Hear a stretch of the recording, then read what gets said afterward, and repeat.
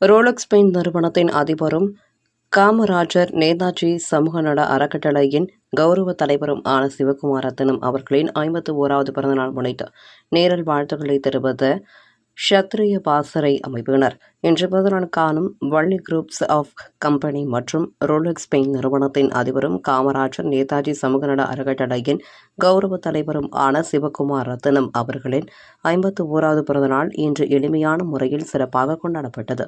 நேதாஜி சமூக நல அறக்கட்டளையின் கௌரவ தலைவரான சிவகுமார் ரத்தினம் அவர்களின் பிறந்தநாளை முன்னிட்டு ஷத்ரிய பாசறை மற்றும் காமராஜர் நேதாஜி சமூக அறக்கட்டளையின் நிறுவன தலைவரான ஆதித்யா சம்பத்குமார் மற்றும் ஷத்ரிய பாசறை அமைப்பின் பொருளாளர் பி. பாண்டியராஜன் ஆகியோர் சிவகுமார் ரத்தினம் அவர்களை நேரில் சந்தித்து மாலை அணிவித்தும் சால்வை அணிவித்தும் தங்களது பிறந்தநாள் வாழ்த்துக்களை பரிமாறிக்கொண்டனர்.